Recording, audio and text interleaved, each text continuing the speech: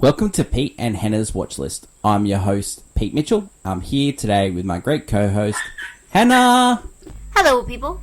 Hannah, we're here today for AFI Top 100 10-Year Revisited. But before we begin, let us tell the listeners what they should do. Pretty please leave a like and subscribe to the channel. Leave a comment down below any of your feedback on this show or any of our other shows. Let us know your thoughts. Hit the notification button and you'll get great content like this one. On today's show, it's movie number 50. We're halfway there, Hen. And it is Lord of the Rings and the Fellowship of the Ring. Now, with these big movies in this last 50, I think we're going to bring on some special guests. And our first special guest today is one of our favourites. He drafts with us every draft. And he's some kind of Lord of the Rings New Zealand expert. He's from the town that neighbours Hobbiton. It's Denny. Hello, how are you? Denny, shout out to Matamata, the town that it is near. Yep.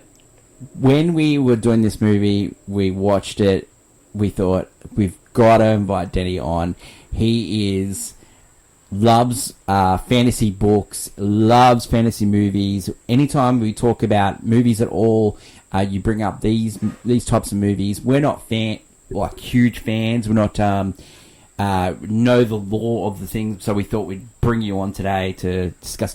When did you first know of Lord of the Rings? Was the movies introduced it, or was it books first, or started with the books? Yeah, I think I started getting into reading when I was around 12 or 13, so a few years ago now. And I think I actually I got onto Lord of the Rings first, fell in love with it, and then got onto The Hobbit after that. And then obviously when they heard they were making the movie and the movie came out So this is movie number 50. Is this the first time you watched it, Han? No, I've watched it. This is actually the first time I actually watched this. This is crazy. Yeah, this is crazy. It's one of my blind spots, and I'm glad I made up for it because not to preempt the review, but it's a fantastic movie. I really enjoyed it. Where did we watch it? We watched it on Netflix. But it's available on multiple streamers in Australia and all around the world. I think you can get it on HBO Max in the States as well. And there's extended editions as well. Yeah, there's all different types of editions. The elevator pitch this movie. I'm going to really... before we talk... so anyone that's just stumbled onto this podcast, we review these movies. A lot of the time we haven't seen the movies. And we're not experts in this field, so that's why we sort of brought Danny on today to talk about it. So if we stuff up someone's name or stuff up any of the lore when it comes to these movies, we apologise. We're just people that just like movies, and Yeah, no. So the elevator pitch for this movie. Bilbo leaves Frodo a ring which holds tremendous power, and he meets up with a group of 9 people to usher him into a place where you can destroy this powerful ring. Maker Studio is New Line Cinema. This movie was released on December 10th, 2001. Did I stuff up the elevator pitch, Danny? No, it was serviceable. It was serviceable. Serviceable. So 2001. It's called The Fellowship, that group of people, funnily enough. Yeah. So the movies this year... great year for Warner Brothers / New Line. So Harry Potter and the Philosopher's Stone. Wow, that's huge. Lord of the Rings, The Fellowship of the Ring. Monsters Inc. was 3. Shrek was 4. Ocean's 11. Pearl Harbor, which is a notorious tough move for Michael Bay fans. The Mummy Returns. Wow. Jurassic Park 3. Planet of the Apes, which is the Tim Burton remake. And Hannibal, which is a Ridley Scott movie sequel to Silence of the Lambs. Yeah, that was not good. So the original cut goes for 2 hours and 58 minutes. The original cut, I mean the cut that was... in the movies. Yeah, in the movies, theatrical edition. The original cut actually went for 4 hours and 13 minutes. The budget for this movie was $93 million. They made it on... a little country that is brought great people to Australia, such as Denny, called New Zealand. And the person that made this movie is Peter Jackson, who It's from New Zealand. This movie has made New Zealand so much money. 100%. Crazy. Like, made Jackson so much money. Yeah. The family that owns the set of The Hobbit, like, it's a cash cow. There's people coming in, like, they bust loads of tourists the whole time, made them so much money. Yeah. Yeah. This movie was based on a book. It was based on a book written by J.R. Tolkien. Now, he was born in South Africa. He had British parents, moved back to Britain. He had his dad died of a virus. His mum passed on early as well. Had brothers. He was signed up for World War One. He was great mates with Lewis, who wrote The Lion, Richard and the Wardrobe. There's a movie about Tolkien. Yeah, and it was starring Nicholas Hoult. Yeah. He actually converted Lewis from being an atheist to Catholicism. Yeah, well. Tough life, sort of. There's tough stories about him. He didn't like fame.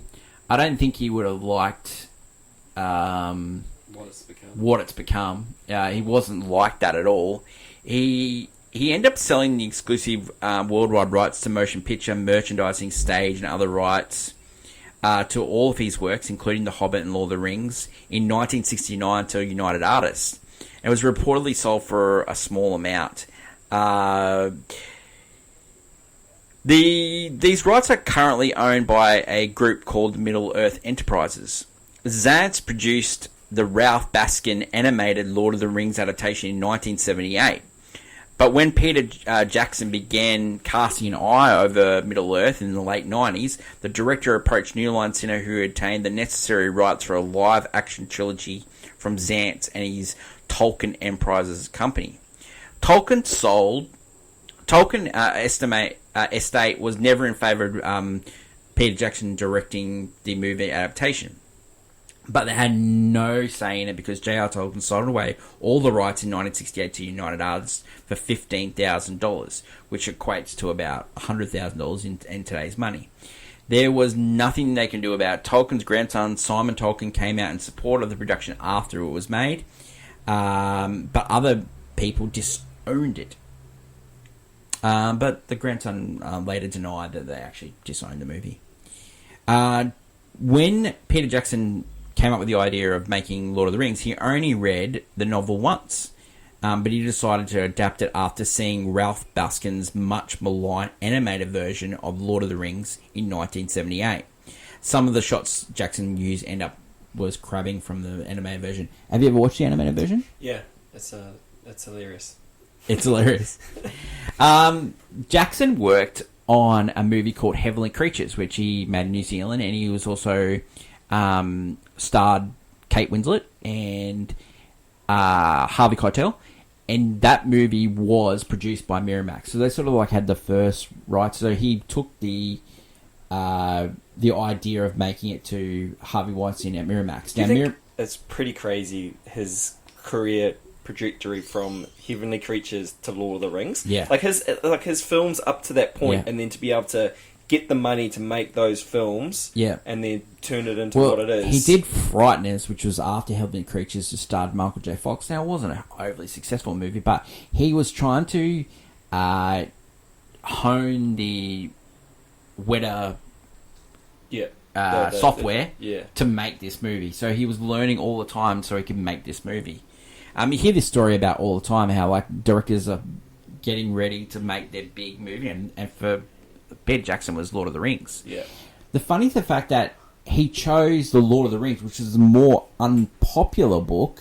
Why though? Why would you just read it? I know it's a big thing, right? It was a big thing, The Hobbit, Lord of the Rings. It obviously wasn't as big as it was, but why did he get it in his mind that this is what he wanted to create? It's interesting.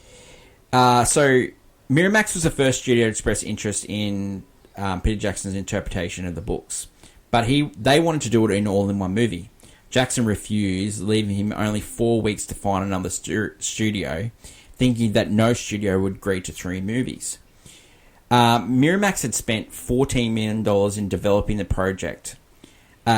He was in business with Disney at the time, and they thought it would only work with 1 movie. So Peter Jackson decided he would pitch it as a 2-movie thing. They sort of, Weinstein was sort of, yeah, okay, we can make it into 2 movies. And so he went to Disney and said, we can do it with a projected budget of $180 million. Disney's head of production at the time, Michael Eisner, rejected his proposal, thinking The Lord of the Rings would not translate to film. And there was a limited audience from fantastic genre. Wow. They have notoriously trying to be searching for a fantasy genre since then. They end up having to buy Star Wars. So great decision, Michael Eisner. After Eisner's rejection, the Weinsteins reluctantly let Peter Jackson shop it around. Now, what Peter Jackson did at the time was he let someone, like an internet blogger at the time, read the 2 scripts, and he said, what do you think? And he convinced the guy that this movie would be better in 3. So he went online and it sort of like caught fire in Hollywood, where the script's great for Lord of the Rings adaptation, but it needs to be 3 movies. It's an epic movie with big budget. And so it's sort of like getting buzz. So Peter Jackson had a friend at New Line Cinema, which New Line Cinema ended up being bought out by Warner Brothers. And he took it to his friend, and they said, you know what, we can make this work. Harvey Weinstein still had a crack at sort of trying making this movie before it ended up going away. He ended up threatening Peter Jackson that he'd be taken off the movie and Quentin Tarantino would be put in charge of Lord of the Rings and it'd be turned into 1 movie. But it was just a false threat. Like the recent reporting, like back as far as 2021, Harvey Weinstein and Peter Jackson hated each other. Harvey Weinstein banned certain actors. Imagine a movie with Samuel Jackson as Aragorn. Yeah, wow.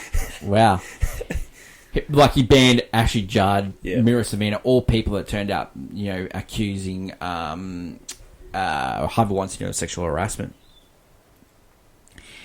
So Jackson, Walsh, Boyens have made numerous changes to the story. So they're the writers. He married Walsh. Boyens that worked on many projects together.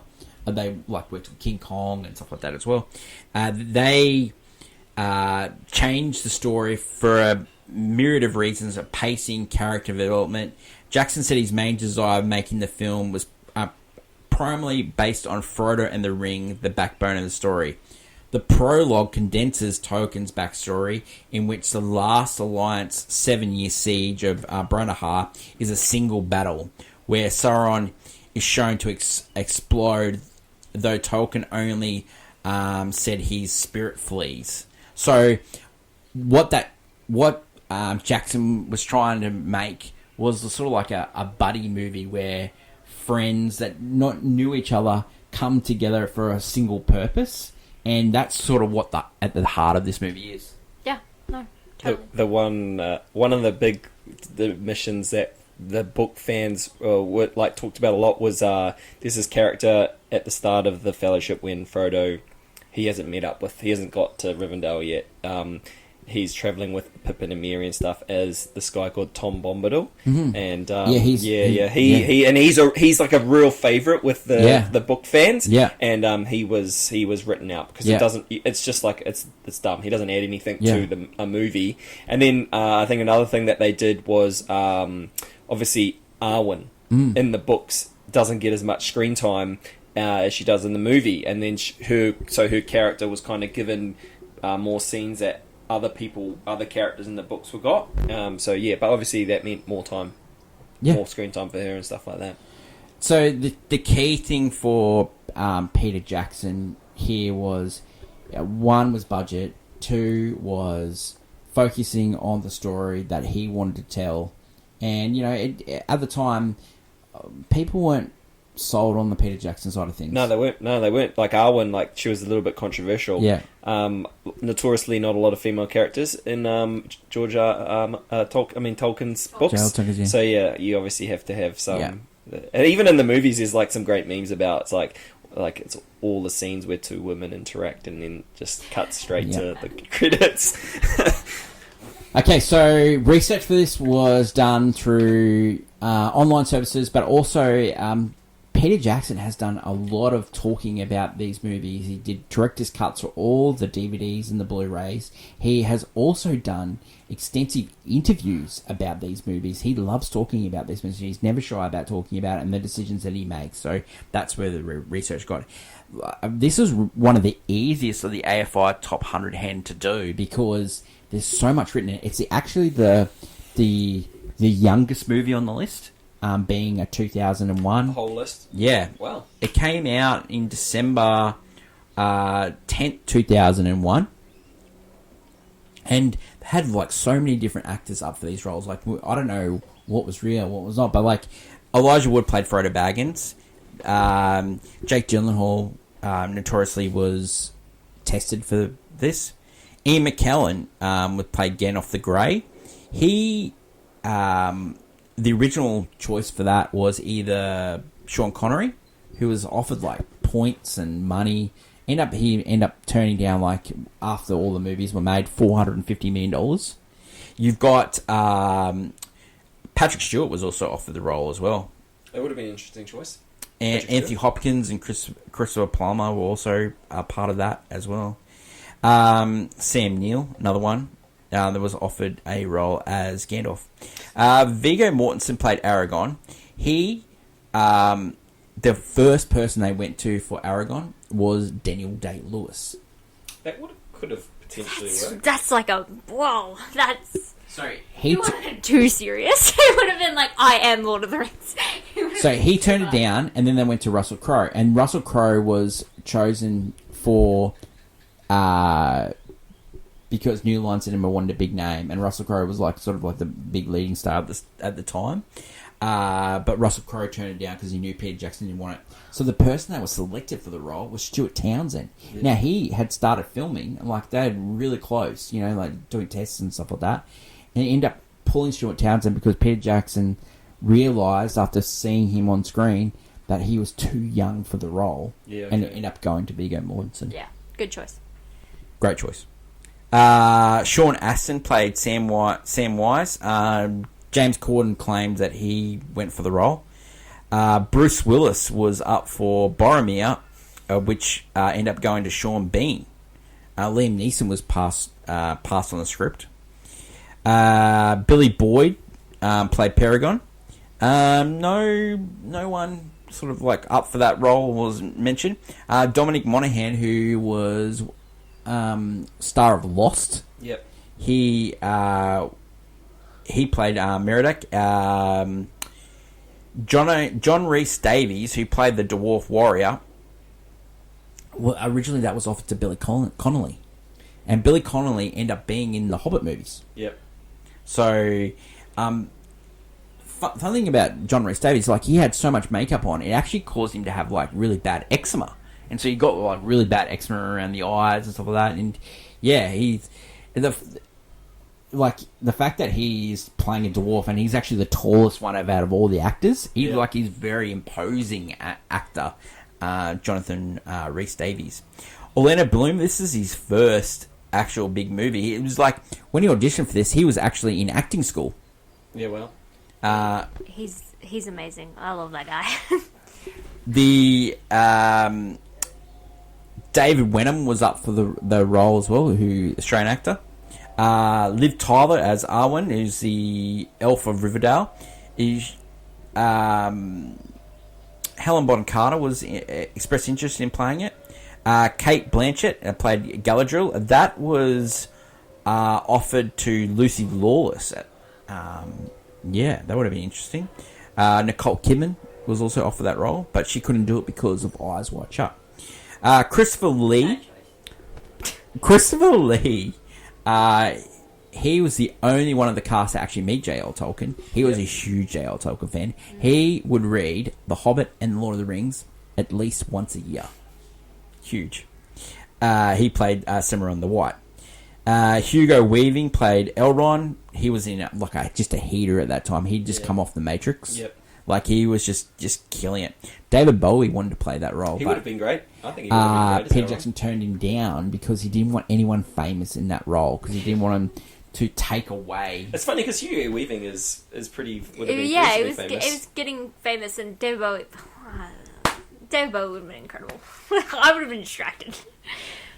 Ian Holl played Bilbo Baggins. Now, he was in the radio adaptation of Lord of the Rings in 1981. So, he plays Bilbo Baggins. And the famous Andy Serkis plays Gollum. Yes, and he's like one of the people you think when you think of motion capturing and stuff, especially in films, you think of Andy Serkis. Yeah. Like that is who you think of, and yeah, stems from. What do I think of? You think of Fresh Berries, which is from The Batman, because they played Alfred. Yeah, love that. Okay, so reaction to The cast. reaction. No. Yeah, go talk about the cast. So there's a TV show in New Zealand called Shortland Street. I don't know if you've ever heard Yeah, of it. yeah, It's sure. It's a medical drama. Yeah. So many actors from that TV show are in these movies. Yeah. It's hilarious. Yeah, it's great. Galadriel's husband, isn't it? This guy who plays an elf who comes to Helm's Deep. That's in the second one. He's in it. Yeah, and they just pop up every now and then. It's great. It's great to see them. So the reaction to the film at the time, the box office was a huge $893 million. It was worldwide success. Colin Kennedy from Empire gave the film 5 stars, writing, brooking no argument, history should quickly regard Peter Jackson's The Fellowship of the Ring as the first installment of the best fantasy epic in motion picture history. Putting formula blockbusters to shame, Fellowship is impeccably cast, constructed with both care and passion. This is labour that never feels laboured. Emotional range, character depth. Roger Ebert, where we name a lot on the AFI Top 100 10-year revisited, gave it 3 out of 4 stars, stating that while it's not a true visualisation of Tolkien's Middle-earth, it is a work for all our times. It will be embraced by many Tolkien fans and will take on aspects of a cult.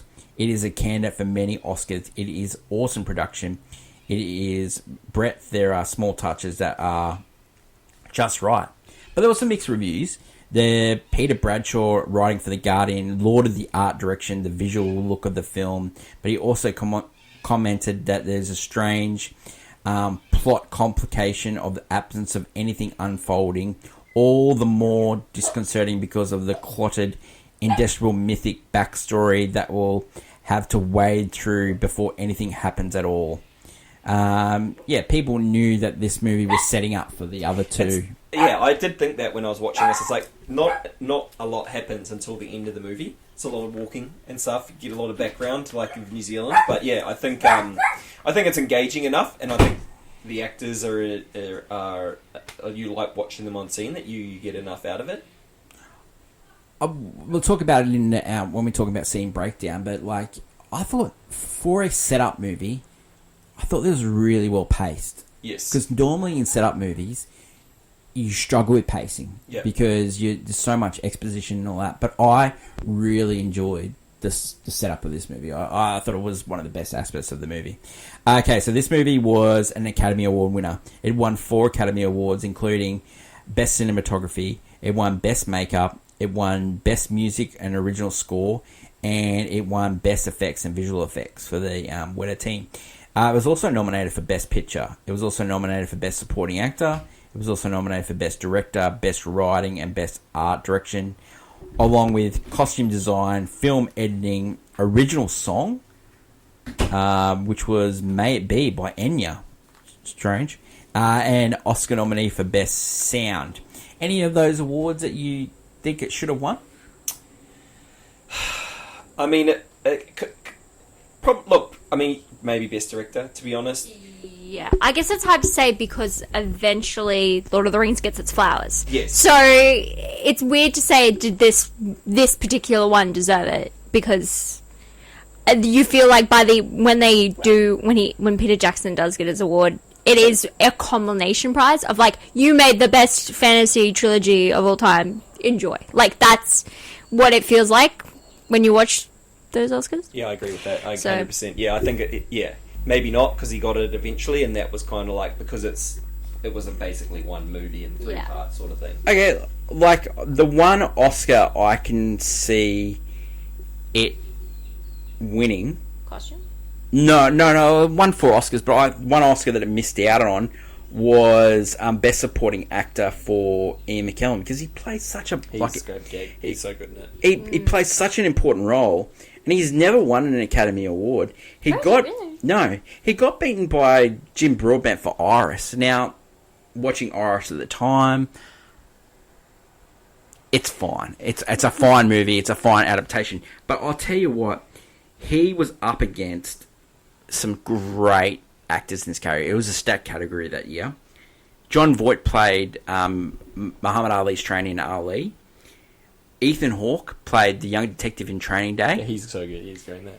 And Ben Kingsley played the gangster in Sexy Beast. Now, have you ever seen Sexy Beast? Oh, it's one of the great roles that Ben Kingsley plays. He plays a gangster against Ray Winston. Goes to his Spanish villa, and it's one of those meme-ified sort of movies. That's probably the only one that I could say, yeah, I think he should have got his flowers, Ian McKellen, for the work that he did as Gandalf the Grey. Yeah. And, And the White. Anyway, in this one, he's Gandalf the Grey. I think sorry, you go. No. I think there was a bit of stigma around like this movie when it first came out. It wasn't taken as seriously for the acting roles because it was like a fantasy. So like it was hard for them to get like serious acting roles to get an award over those people. I understand. This movie really changed the Oscars because by the time it gets to the third one and wins all the Academy Awards, now they're saying, like, Dune Part 1 didn't get as many love because they were waiting for the sequel. Now they're saying, oh, we'll just wait for... But it's a flawed logic because the third one might not be any good. Yes. And, we're really lucky because the third one and this one is fantastic, but all three were great. Yes. You know, so it doesn't always work out where all three are fantastic, you know? Or can be considered bangers and all-time classics. Every Thursday on our show Movie News, we do a little segment called Clickbait. Mm-hmm. And this week, Hannah talked about how Disney cannot do sequels. Great point. True. Clickbait is where we give the hottest of hot takes. Now, Hannah, for you, hot take? That adaptations are really hard to do, and I think this is, again, a fluke of the system. Lord of the Rings cannot be done. I don't think anyone could do it probably properly or great as Peter Jackson has done, in a weird way of saying, because I don't think because people will critique it, anything that's been Lord of the Rings, because we've gotten a lot of Lord of the Rings media. We've gotten more video games, shows, and movies that are, and like The Hobbit and such, that are somewhat unnecessary. They're adding story and stuff that it's great, but it's like it feels like it's tainting what was, you know, again, what people tout as Peter Jackson's like great, like that was a great adaptation, probably the best adaptation you're ever going to get. And it's the same with other franchises. Like Harry Potter is being talked about getting another adaptation, and I think they did it perfect. You can't unless you're going to add stuff that was in the books. But again, you're going to run into flaws and walls that are just going to stop you. I don't think you're going to get an adaptation ever like Lord of the Rings, like Peter Jackson did. And I think it's just we just be honest. Like, it's very hard to do it. So it's a fluke, this movie, that it did so well, and then it does. Well, it's a great point, Ham, because a lot of people have downgraded these three movies because of his next adaptation of The Hobbit, because that was sort of like seen as a cash grab that they got, you know, push one book and then make it into three, and really these movies should be seen on their own. Like, these movies are absolutely fantastic, these Lord of the Rings movies, and I agree with your point totally. Like, when something's successful, they just keep rehashing. Now, at least the Lord of the Rings has got a big story to tell. Like, there's so many different stories that J.R. Tolkien was talking about. Less so in Harry Potter. And no, but that's the same. No, well, actually, there's a lot more. And J.K., even though we don't like her, she does continue to do more stuff, and then she's added details to the story that weren't there in the original story. And she's like, yeah, no, Dumbledore was gay the entire time. Anyway, but stuff like that, where you can just add details after the fact because you created it. But No, I just find that it's a fluke with these adaptations. They've done it once. Everyone loved it. You can't do it again. It is a big difference as well because the person that wrote the Harry Potter books is alive. Yeah. And J.R. Tolkien, she owns everything, right? Yes. Yeah. And so she controls She still gets money. Doesn't matter what. So like, there's a TV series coming out, right? That she's part of. Which is an adaptation of the movies, basically, of like the same thing of the books. Denny, your hot take? Oh, this is the greatest movie on this list. Oh, really? AFI 100. Wow. Yeah, there you go. Really? That's a hot take. Great movies on this list. This is a great movie. It is a great movie. I guess it's a bit hard because these movies can't be taken up individually because it is really the sum of the parts. Yeah. And because each movie is so good, you can look at them and be like, oh, on to the next one, on to the next one. That's a huge take. I actually thought this. I thought I'd looked at this list and I thought The Return of the King was on it, not The Fellowship. No. But yeah. It'd make more sense if Return of the King was on here because, that'd just make more sense because it's weird to have a movie on this list similar with Star Wars, which is going to be later on the list, where it's the first of a trilogy and we don't get the conclusion of the story. The casting is good, the acting is good, the story's great, the special effects are fantastic. You know, it's just the movie's so engaging. Like the final couple of battles are really good. You know, like it's just great.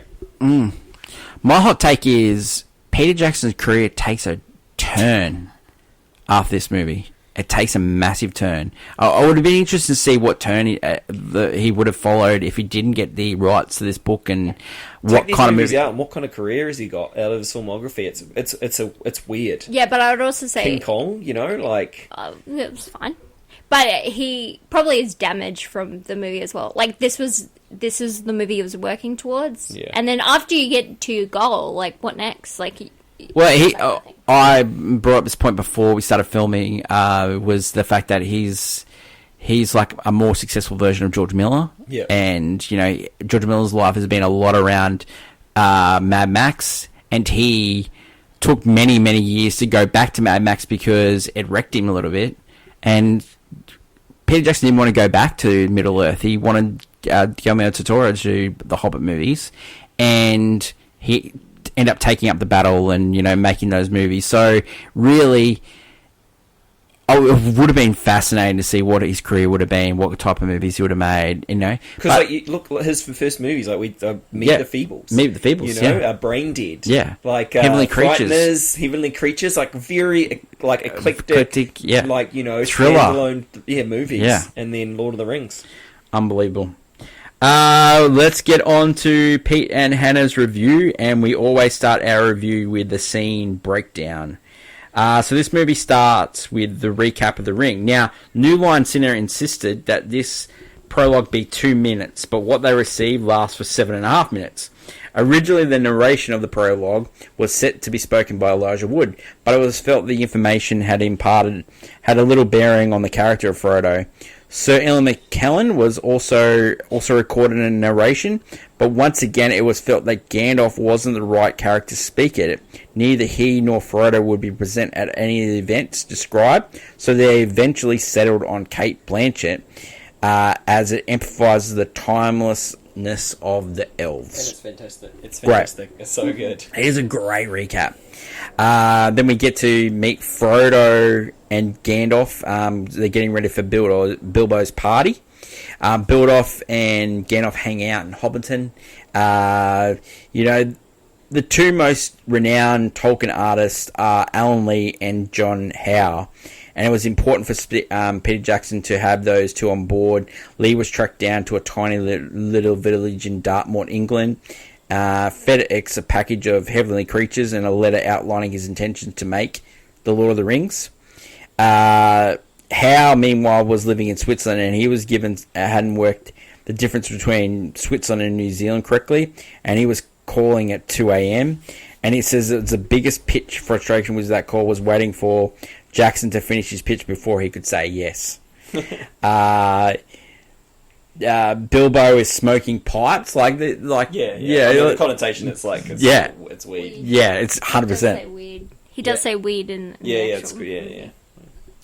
yeah. You know, you here for his 111th birthday, and you're going, God, this guy looks amazing for 111. You know, so why? You know, but like the connotation of like what he was talking to Gandalf about, and like Bilbo about, Frodo was about. Like he came off as like a bit of a jerk. Yes, he does. He does come off as a jerk, and then his speech, his birthday speech, is like basically like, I half of you I don't like. Yeah, you're lucky you're here. 100%. So it's implied that like the ring has taken control of him, and he's just wanting to write his book about his journey about the Hobbit. So there's all like little Easter eggs containing, you know, notes on the Hobbit, because he didn't have any plans to make the Hobbit. So it sort of like set up these things for the later movies.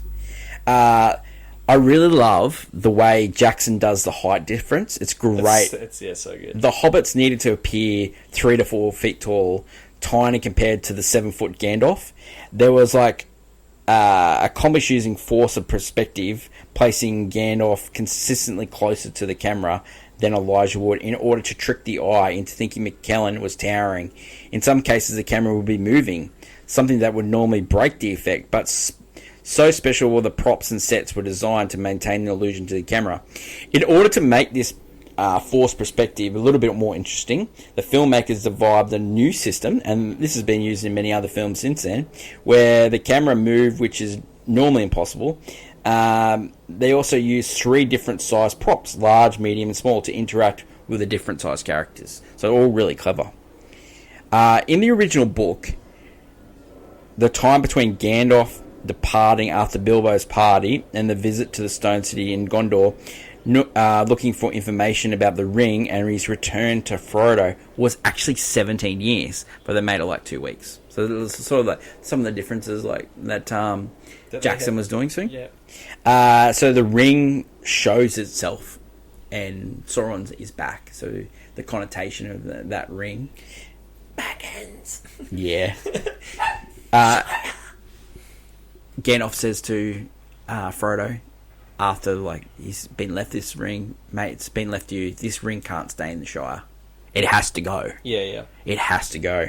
And so you get that tension, and then you get like the journey begins. Yeah. You know, his mate Sam. What do you think of the relationship between Sam and Frodo? Yeah, I mean it's pretty homoerotic. Bound chicka bound, those two.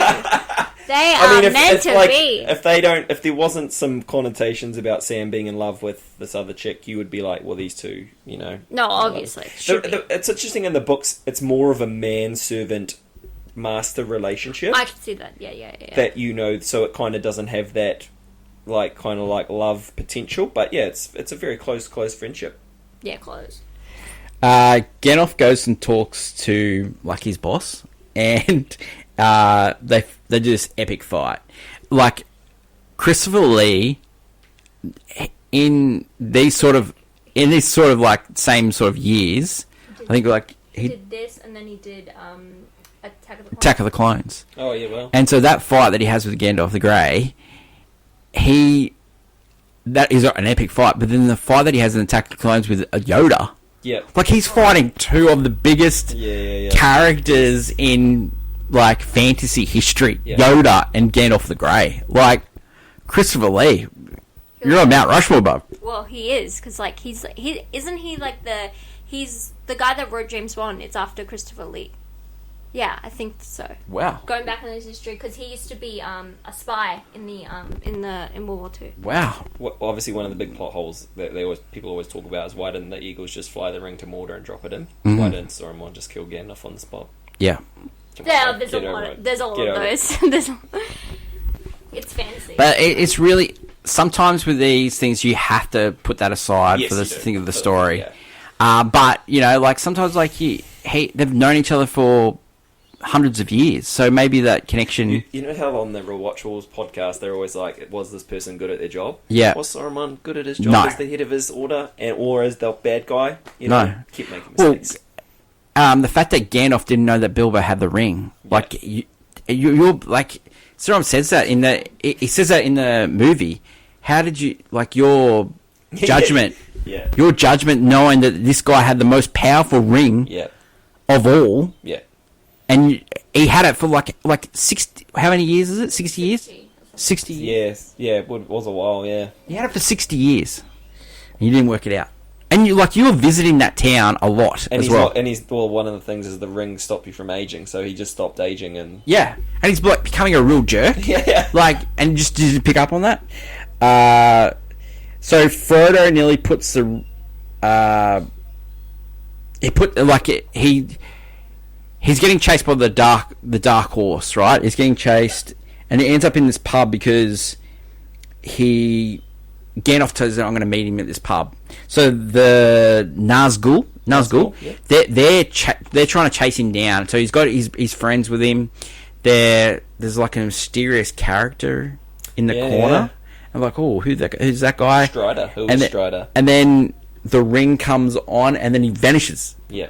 And actually, it's sort of like it's like a homing beacon For to the Nazgul, yeah.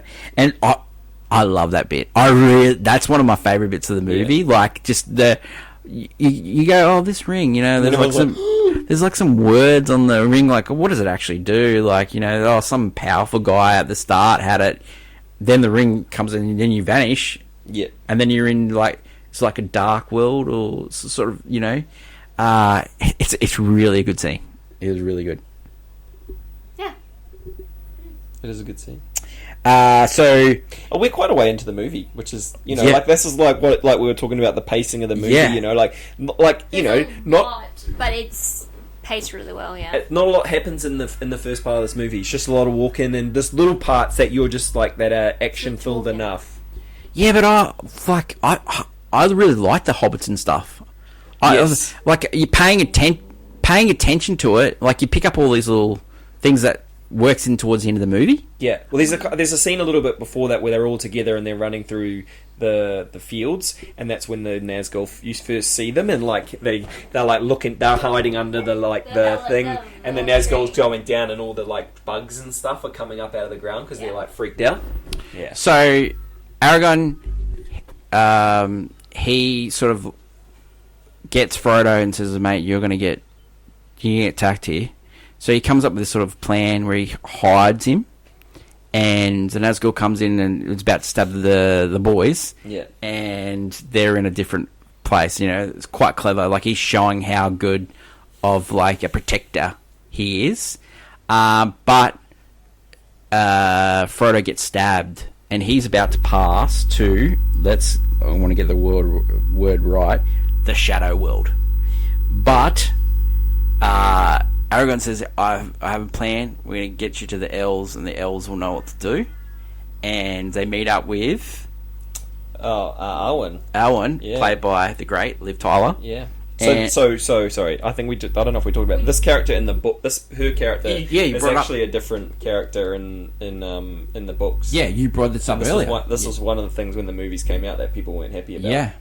And she was like, at the time, she was a well-known actress. Yeah. Well-known Nepo baby as well. And she got paid like a lot more money than like Frodo got paid for this movie. Like, I think it was 3 times more she got paid. So I think he knew that he needed like a strong enough person because there was going to be criticism. Yeah. Like, Yeah, he knew it's a good that, point. so he's like, I'm going to put someone in, it'll distract it. Like, I'm going to change this. I need to for it to work.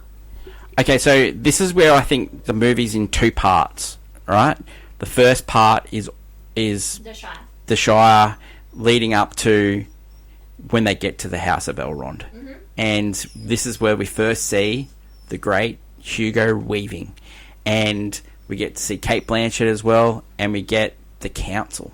Now, the Council, they were the guys that were going to decide what to do with the ring. And they were fighting, and they were like carrying on. All-time pop culture meme comes out of this. Yep. Boromir, one does not simply walk into. It's not simply. The fact that it's just like he made a very iconic moment just there. So, they make a really good point that men had a chance to destroy the ring before, and it goes back to the prologue. Yes. And so it's just like little nuggets that keep you interested, a little bit more action, and you're like... And it all goes back to that 7.5 minutes. It's really well done. It is really well done. And what it comes down to is like that ring, even though no one's holding it, it's in their presence, and it's courting infighting, and like, I'll do it, like, oh no. And so Frodo ends up stepping up. One of the big things between the books and the movies is, in the books, you get that constant history, like you learning about it all, and I think that's one of the things that the movie did quite well, is that it sprinkles enough of it in that you're kind of like, the book fans are happy, it's interesting to people that are watching the movies for the first time, but it's not blowing the movie out and making it mundane. You're not hearing about this person's son and this person's son and this person's 100%. son. I was just about to say that this movie does such a great job of introducing it to the people that have never read the book and the people that have read the book. Yes. Like, it is a really tough art, you know, and they did such a great job here. Then we get the 9 Protectors, and they become the Fellowship of the Ring. Love it when you use the title in the movie. Yeah. Love it. And then we get, like, it's a journey movie then. It's just a journey. Yeah. It's just a journey movie. It's simple. It's just a great journey movie, and it's just, we meet Orlando Bloom. Like, he's an amazing shot. How good is he? I love him so much. It doesn't matter that he's like, I think it's like less than 30 minutes of screen time between all 3 movies his character has, and yet he's probably one of the most memorable. Like Legolas, like, if people were naming, if people have never seen the movies, he'd probably be one of the few characters that could be named. Like, he's just that iconic. I don't know why. Because he's so pretty. He's such a pretty boy. I'm just gonna say, he's such a pretty boy. It's peak Orlando. It is. And then follows up quickly with pirates. Yeah. What do you think of those movies, Pete? Never seen them. You know what's crazy? I have seen them, so that doesn't make sense. But yeah, I've seen them, and he's great in that too.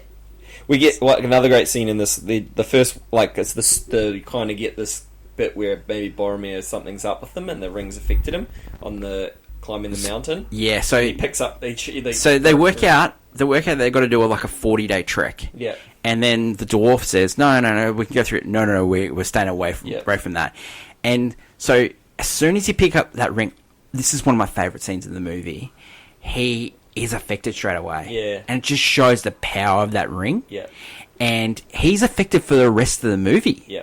And like, all the decisions are all being, and you don't know this until later, is that every decision, every terrible decision, are all being affected by the ring. Yeah, yeah. And I think that is a great little nugget, just underlying. Like, these journey movies, like they make terrible decisions, and you go, oh, that's a terrible decision. Why did you go? And there's one in here where he goes into the pit with the dragon. Frodo goes into we've got that serpent. The Balrog? Like, it's just a weird decision why he did that. But no, that's that when. Do you remember when we go into the mines? And Perrin, he touches that thing and it falls down the. Yeah, but then Frodo's the one that decides to go down there. And, like, it's just a weird decision. And the whole decision is because the ring wants to be down there. Yeah, yeah. And so he's making decisions, and you like, oh, why is he making that decision? No, because the ring, and then towards the end of the movie, like, he makes a big decision, and that's all. I guess if you look at it that way, you could make the claim that ring has influenced their decision to even destroy it, because that ultimate decision is taking the ring back to Sauron. Exactly. And saying that that's the only place to destroy the ring. Yeah. And you're taking it back to you pack it to the source, like the elves could have hid that. Yeah, yeah. And then you didn't have the movie, but like the ring is deciding all these things, and I just love that. So you get the amazing shot from Leonard Bloom. You get like the sword fighting. You get the not my beard. Don't touch my beard. Little nuggets, little funny little bits like that.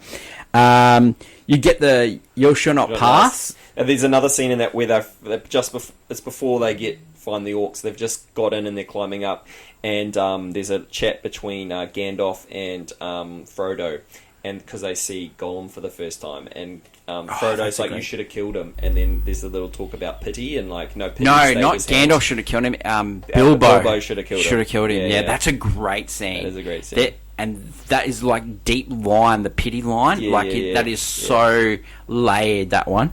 That famous scene of "You shall not pass." Yeah. And then run, you fools. And then Goldoff falling into the shadow, like. Did I just do that? You said "run, you fools," and then I said "fly, you fools," like correcting him on Lord of the Rings. Wow. Probably correct. Yeah. No. Wow.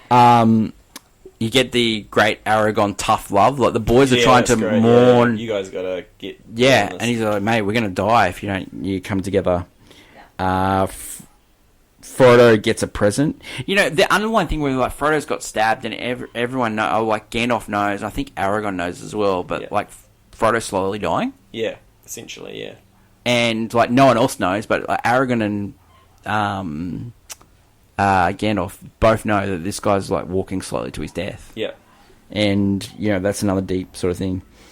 Aragorn's like just a one-man army, and like that. He is fantastic. He's just killing it. Yeah. He's like so, like Viggo Mortensen. What a career! Like he's made some great movies. History of Violence, Hildagard, where he made that movie about the horse. Yeah, The Road.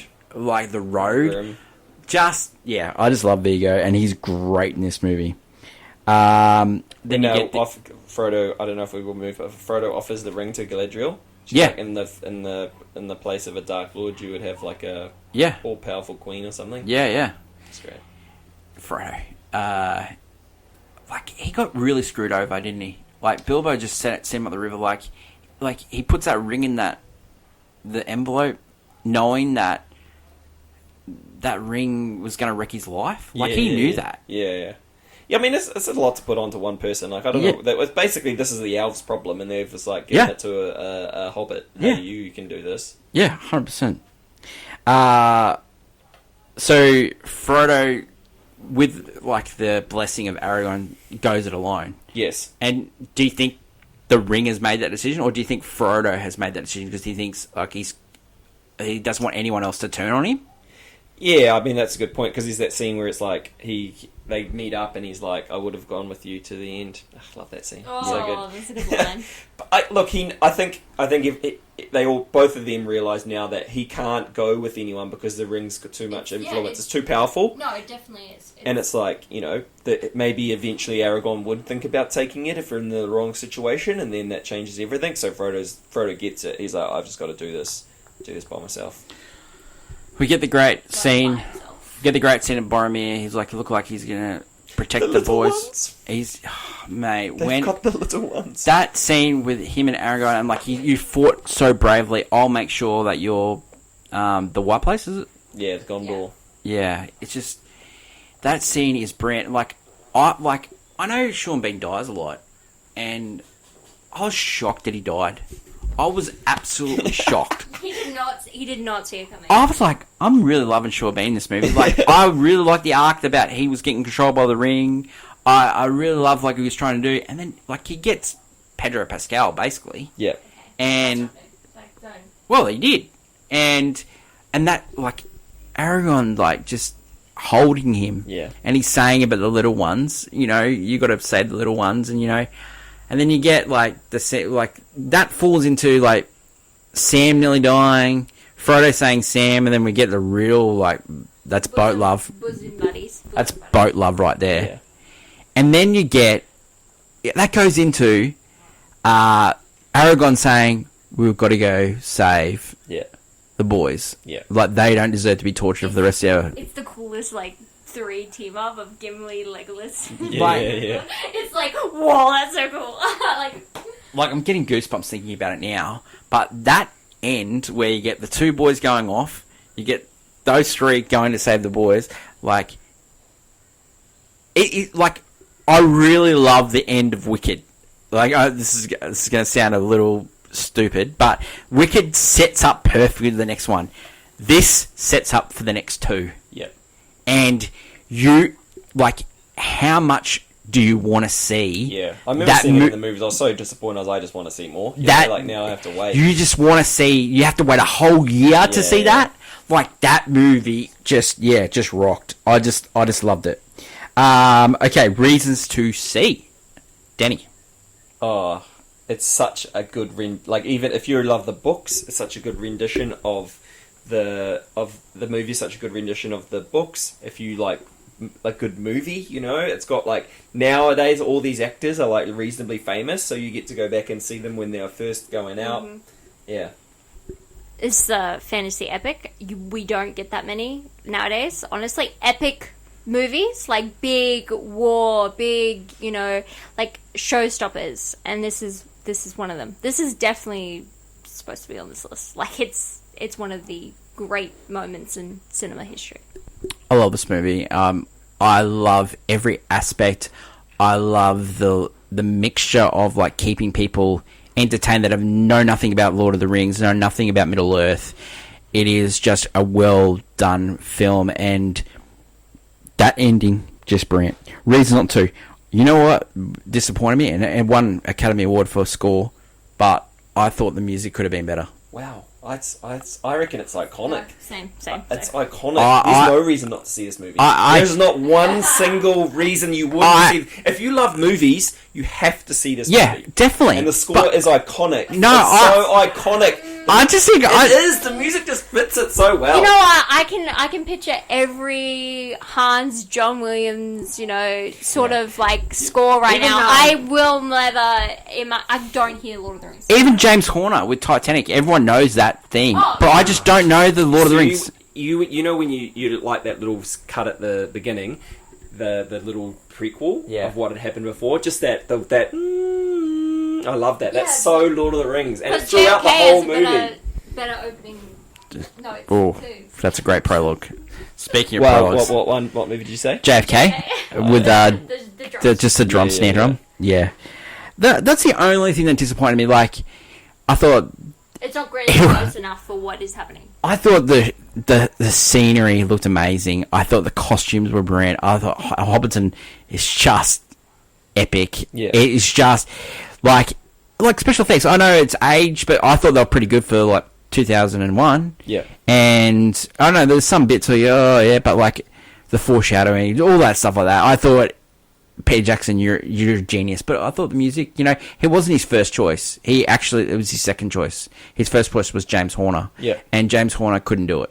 So, and James Horner, like, he just come off the great Titanic. Like, I just would have liked to see what he would have done with it.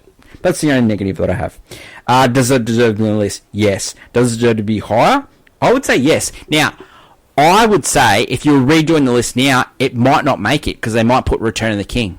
But Yeah, I'd put I'd probably put Return of the King just for conclusion sakes, because this one is a start. would you buy it on Blu-ray? I'd definitely buy it on Blu-ray. Oh yeah, no. I would actually. I would as well. Would you watch this again? You know what? I want to see this on the big screen. Yeah. And I know they do re-releases and stuff. I cannot believe you're saying these things. I just never expected you would like this movie. I really like this movie.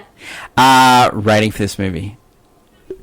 So we're going in between, like, because it's the whole series itself is like 5 stars in the sense that it's, an iconic, piece of cinema history.